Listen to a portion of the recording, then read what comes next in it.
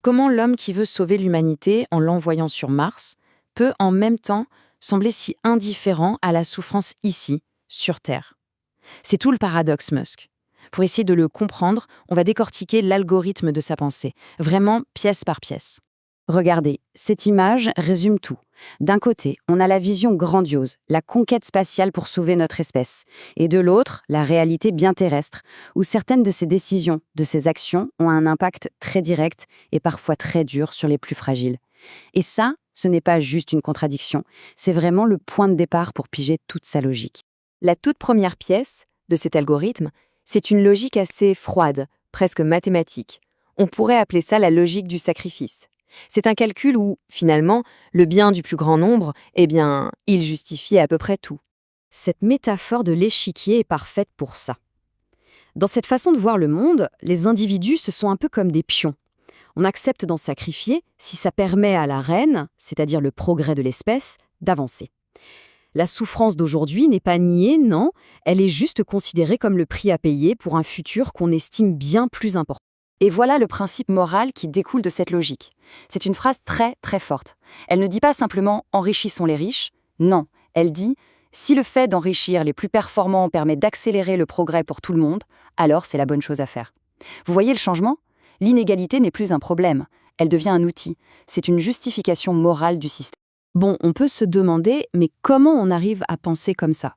Eh bien, derrière la philosophie, il y a forcément un profil psychologique très particulier. C'est la deuxième couche de notre analyse, le moteur de ce détachement émotionnel.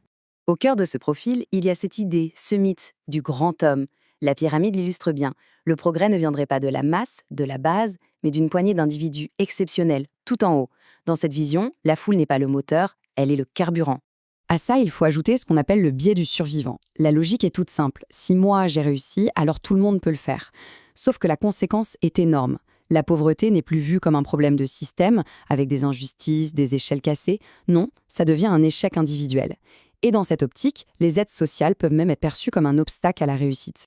Et voilà un peu le hardware qui fait tourner tout ce système. D'abord, une pensée hyper analytique, un cerveau qui fonctionne vraiment comme un ordinateur. Si on ajoute à ça une faible empathie émotionnelle, le résultat, ce n'est pas de la cruauté, attention. C'est un profond détachement. Les émotions deviennent juste des données à traiter, ce qui explique aussi cette tolérance au chaos et à la souffrance des autres. Et pour lier tout ça, on a ce qu'on pourrait appeler le complexe du sauveur. Cette idée qu'on est celui qui voit plus loin, qui porte un peu le poids du monde sur ses épaules. C'est une justification extrêmement puissante pour prendre des décisions difficiles. Je dois faire ces sacrifices aujourd'hui que les autres ne comprennent pas, parce que c'est pour sauver l'humanité demain. On arrive maintenant à la couche la plus profonde, celle qui ne se contente pas d'interpréter le monde, mais qui en change complètement la nature. Bienvenue dans le monde, vu comme un jeu vidéo. C'est la fameuse théorie de la simulation. L'idée que notre réalité, tout ce qui nous entoure, n'est peut-être qu'un code informatique. Si c'est vrai, la conséquence sur la morale est vertigineuse. La souffrance perd son poids, la mort devient une simple statistique. C'est juste une ligne de code qui s'efface. Cette vision mène tout droit au syndrome du PNG, le personnage non-joueur, pour ceux qui ne sont pas familiers avec les jeux vidéo. Si la vie est un jeu, alors il y a les joueurs, les acteurs qui font avancer l'histoire, et puis il y a les autres, la grande majorité, qui ne sont que le décor. Des PNJ. Et ça rend psychologiquement acceptable de sacrifier le présent, de sacrifier le décor, pour la quête principale du joueur.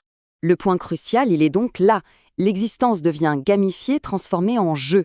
L'objectif ultime, ce n'est plus de protéger chaque vie, chaque personnage. L'objectif, c'est d'optimiser le système, de gagner la partie, de réussir le scénario global. Tout le reste devient secondaire. Alors, maintenant qu'on a assemblé toutes ces pièces, la logique, la psychologie et cette vision du monde comme un jeu, quel est le verdict? Où se cache le vrai danger dans tout ça? Le verdict, ce n'est pas la méchanceté. Il n'y a pas de haine des pauvres dans cette logique.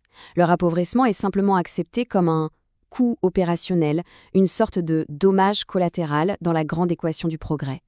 L'empathie, si elle existe, elle est structurelle. Elle est pour l'espèce, pour le système, mais elle n'est pas humaine, pas pour l'individu. Et c'est précisément là que se trouve le véritable danger. Ce n'est pas la malveillance active d'un tyran. C'est l'insensibilité d'un système de pensée qui s'est complètement déconnecté du poids humain de ses propres décisions. C'est une intelligence qui fonctionne dans une sorte de vide émotionnel. Une intelligence qui calcule, mais qui ne ressent pas. Au fond, tout se résume à cette idée terrible. Ici, l'intelligence devient un outil pour justifier les choses, plutôt qu'un outil pour ressentir de la compassion. Et c'est peut-être ça le paradoxe le plus inquiétant de tous.